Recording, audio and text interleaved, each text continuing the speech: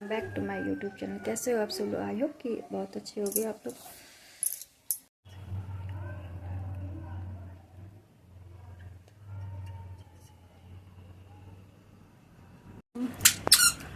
अभी अभी जैसा कि आपने देखा था कि मेरी बुआ सास ख़त्म हुई थी 9 जनवरी को, मतलब 9 जनवरी को तो उनकी एडमिट, सॉरी 13 जनवरी को ख़त्म हुई। तो दोस्तों, जैसा कि अभी आप लोग को पता हो कि मेरी बुआ सास 13 जनवरी को ख़त्म हुई थी, उनकी डेथ हो गई थी। तो अभी पूरा महीना भी नहीं कंप्लीट हुआ उनका, कि उनको 1 महीना हुआ हो। तो अभी तो जनवरी में 26 तारीख को उनकी 13वीं वगैरह हुई और इस समय चल रहा है फरवरी। तो फरवरी की 8 तारीख को मेरी बड़ी मम्मी मेरे बड़े पापा, उनकी वाइफ की डेथ हो गई अचानक। तो अभी बुआ जी के गम से उधर भी नहीं पाई थी और ये पता चला कि मेरी बड़ी सासू माँ की डेथ हो गई है अचानक। तो बस क्या हो गया, एक ना एक के बाद कोई प्रॉब्लम खड़ी हो रही है, एक ना एक घर के हादसे हो रहे हैं। तो कुछ समझ में ही नहीं आ रहा कि जैसे अभी तक का ये था कि बुआ सास की 13वीं वगैरह सब हो गई, 1.25 महीने बाद मंदिर छुआ जाएगा साफ़ सुथरा करके, 1.25 महीने बाद कथा वगैरह होगी। तो बस अभी ये था कि पर खबर मिली कि मेरी मम्मी सास बड़ी ख़त्म हो गई हैं। तो समझ में नहीं आया कि अभी भी एकदम से ही अचानक फिर से, मतलब पिछले महीने जनवरी के ही 9 तारीख को बुआ एडमिट हुई थी, उनकी तबीयत बहुत ज़्यादा ख़राब हो गई थी और अचानक फिर से उनकी खबर पता चली कि फरवरी की 8 तारीख को मेरी बड़ी मम्मी की तबीयत तो थोड़ी बहुत ख़राब चल ही रही थी, अचानक उनकी डेथ हो गई। तो हम लोग को भी कुछ समझ में नहीं कि अचानक ऐसा क्या हो गया कि अचानक वो ख़त्म हो गई। हालांकि वो बुआ जी की 13वीं भी नहीं आ पाई थी क्योंकि उनकी तबीयत वगैरह ख़राब चल रही थी। और पापा जी उनके जिस दिन अंतिम वो था गाई, उस दिन आए हुए थे। तो बस यही है कि एक के बाद एक हादसे हो रहे हैं घर में, कुछ समझ में नहीं आ रहा है ऐसा क्या हो रहा है। और यही वो भी हमारे साथ, हमारे बड़े पापा भी हमारे मतलब कानपुर में ही रहते हैं, काफ़ी मतलब तिलक नगर में ही रहते हैं। तो अचानक ये सब हो गया, कुछ समझ में नहीं आया ऐसा अचानक क्या हुआ कि एक के बाद एक अभी बुआ जी के गम से उभर नहीं पाए थे, फिर ये मम्मी सास ख़त्म हो गई, मतलब मेरी बड़ी मम्मी ख़त्म हो गई। तो बस यही सब चल रहा था कि अब कुछ समझ में नहीं आता कि एकाएक फिर से क्या हो गया ऐसा ही। तो फिर आप लोग समझ सकते कि फिर घर में वही सही माहौल है गम का ही, क्योंकि वो हमारी बड़ी थी। तो घर में फिर अभी कहते हैं ना उससे किसी की डेथ हो जाती तो छूत का वो हो जाता। तो फिर यही है कि घर में छूत वगैरह सिर्फ से हो रहा, फिर से मंदिर वगैरह नहीं कुछ वो कर सकते हैं। अब 1.25 महीने बाद ही फिर दोबारा करेंगे जब इन मम्मी जी का पूरा 1.25 महीना कंप्लीट होगा तभी। तो बट यही है कि यही सब चीज़ें चल रही, कुछ समझ में नहीं आ रहा कि पिछले महीने बुआ जी की डेथ, इस महीने बड़ी मम्मी जी की डेथ, कुछ ना कुछ हो ही रहा है। तो बस यही है, इधर मेरी भी तबीयत थोड़ी सी ख़राब चली थी, माइग्रेन प्रॉब्लम बहुत ज़्यादा बढ़ गई थी क्योंकि घर में इतना वर्क काम का लोड चढ़ गया और अकेली अब मैं ही हूँ जो घर को संभालते। आप सब लोग इंसान समझ सकते कि अनाया का भी मेरे ऊपर बिल्कुल भी फोकस नहीं कर पा रही हूँ कि मैं अनाया को भी फोकस कर पाऊँ कि घर में काम इतना होता है, काम ख़त्म करते करते मुझे 4, साढ़े 4, 5 बज जाते, फिर टाइम नहीं मिलता कि मैं अनाया को कब पढ़ाऊँ कब नहीं पढ़ाऊँ। फिर भी कोशिश करती हूँ कि वो कहीं ना कहीं ये समझ में आ रहा है कि इन सब चीज़ों के चक्कर में मैं अनाया को पर बिल्कुल भी ध्यान नहीं दे पा रही हूँ। उसके एग्ज़ाम वगैरह में कुछ ना कुछ मिसिंग हो रहा है। तो बट ये कोशिश कर रही हूँ कि सब कुछ मैनेज करूँ, कैसे क्या करना है, क्योंकि अब तो मैं अकेली हूँ, सब कुछ मैनेज मुझे ही करना है। तो बट अब कोई नहीं, ये सब काम तो होता ही रहेगा। घर की सिचुएशन आप सब लोग समझ ही सकते हैं। वो जी के जाने के बाद घर में बिल्कुल सन्नाटा है, कुछ अच्छा नहीं लगता है। और इधर मम्मी जी की भी डेथ हो गई है, बड़ी मम्मी की भी मेरी। तो अब कुछ नहीं, 1.25 महीने बाद ये सारी चीज़ें क्लियर होंगी, मतलब फिर से। और अभी तो छूत का वो चल रहा है, बस उनकी 13वीं में मैं सब लोग जाऊँ, क्योंकि इधर मैं भी नहीं जा पाई क्योंकि उनकी सर में मेरी तबीयत बहुत ज़्यादा ख़राब थी इसलिए। और उधर तबीयत मेरी डाउन चली रही, फीवर है, माइग्रेन प्रॉब्लम बहुत ज़्यादा बढ़ गई और घर को भी मुझे ही देखना होता है यहाँ पे सबको। और नाय का भी इस समय एग्ज़ाम चल रहा है, तो कुछ समझ में नहीं आ रहा कैसे क्या करना है।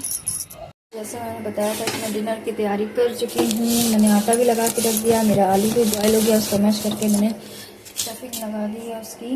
ये देखिए सारी चीज़ें तैयार है, आलू की और गोभी, और ये मैंने चाय चढ़ा दी है और आटा भी लग अब जा रही हूँ मैं बस बनाने की तैयारी करनी। तो बस यही समझिए।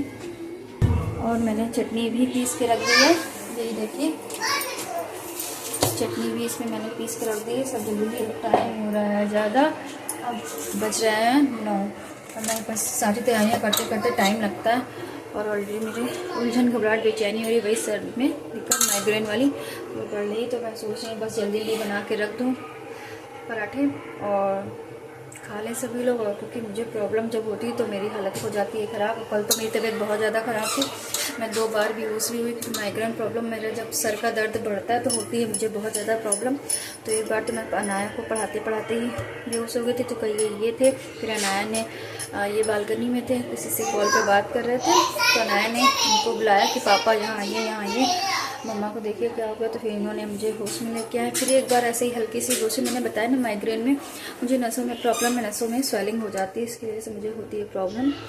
तो हो गई थी स्वेलिंग, माइग्रेन दर्द बहुत ज़्यादा पड़ता है जिससे मुझे वीकनेस लगती है, बहुत ज़्यादा बॉडी वॉडी बिल्कुल लो हो जाती है और मुझे बेहोशी आती तो मैं बेहोश हो जाती हूँ। तो बस यही सब चल रहा था और थोड़ा सा आज थोड़ा बेटर फील हुआ क्योंकि मैं प्रॉपर नींद चाहिए मुझे, जो कि मुझे नहीं मिल पाती। सुबह 5 बजे उठती हूँ, रात में भी जल्दी नींद नहीं आती, जगती रहती हूँ और पूरा दिन मेरा रेस्ट का नहीं होता है जल्दी, इसीलिए मुझे स्ट्रेस की वजह से ये सारी चीज़ें होती हैं।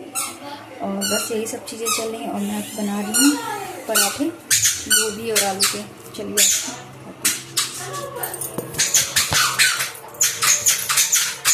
बाबू उसके जूते मत खड़ा करो बेटा।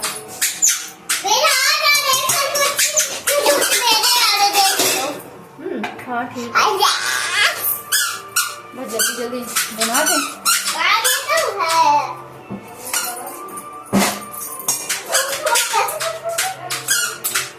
मैं बता रही हूँ जैसे कि मैं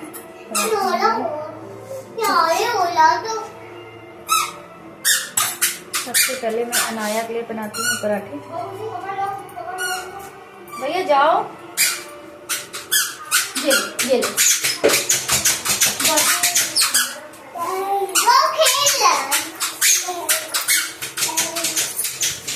बनाती हूँ सबसे पहले अनाया के लिए। तो मैं बना रही हूँ सबसे पहले अनाया के लिए पराठे, उसके बाद किसी के लिए बनाती हूँ। तो मिलते हैं आपको थोड़ी देर में। आज मैं बना रही हूँ गोभी एंड आलू के अलग अलग तरीके के पराठे। तो मैंने तैयारी कर ली है, मैं लगाने जा रही हूँ आटे का डो।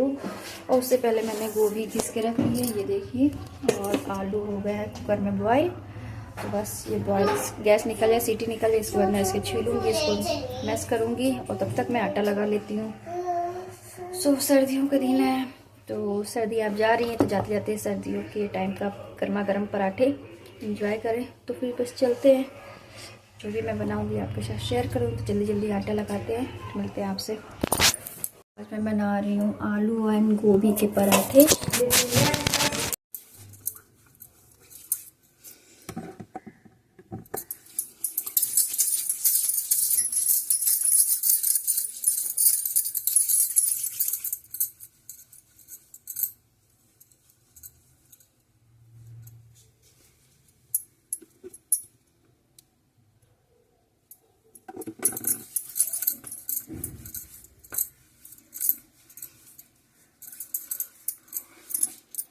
पता ही है कि इस समय वीक चल रहा है वैलेंटाइन डे का।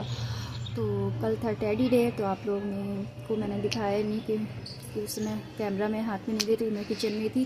उन्होंने टेडी ला के दिया था जो मुझे गिफ्ट में, बहुत प्यारा, बहुत सुंदर रेड कलर का। तो मैं आपके साथ शेयर करूँगी क्योंकि कल था टेडी डे, तो टेडी डे पे टेडी डे मिला मुझे। और आज है प्रॉमिस डे, तो देखते हैं आजकल का प्रॉमिस क्या है, मैं किससे क्या प्रॉमिस करती हूँ, ये मुझसे क्या प्रॉमिस करते हैं।